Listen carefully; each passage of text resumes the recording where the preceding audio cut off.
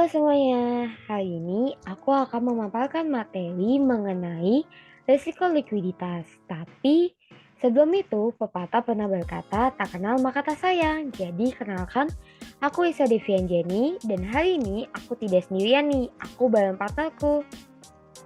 Halo semua, aku Rian Jonathan. Jadi pada hari ini kami akan membuat video pemaparan untuk pemenuhan tugas teori akuntansi. Jadi tanpa berlama-lama lagi, mari kita saksikan video yang satu ini.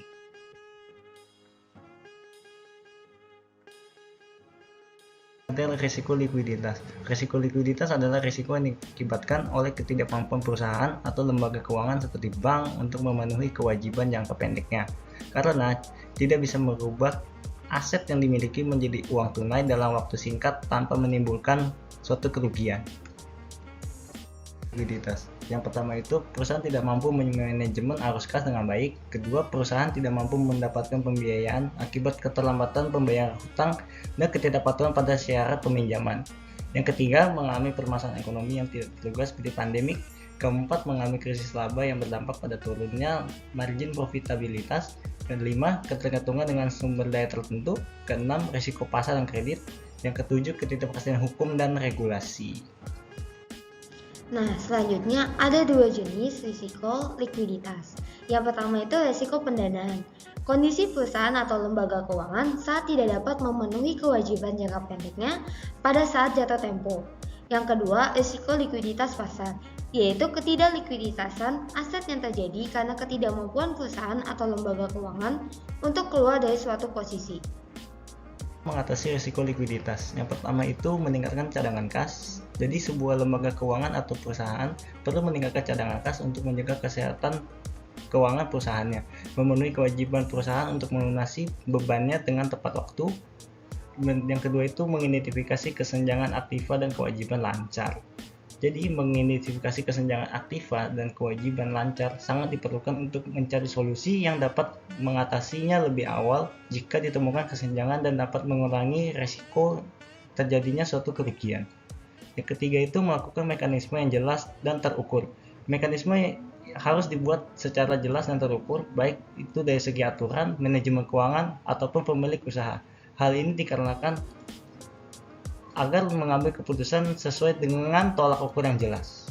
Salah satu contohnya adalah kasus Silicon Valley Bank. Seperti yang kita ketahui, Silicon Valley Bank merupakan bank terbesar di Amerika Serikat yang beroperasi selama 40 tahun. SVB dinyatakan kolaps atau tutup oleh Federal Deposit Insurance Corporation pada 3 Maret 2023.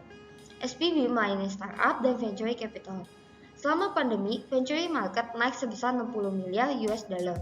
Dengan suku bunga acuan saat itu masih 0% sampai 0,25%.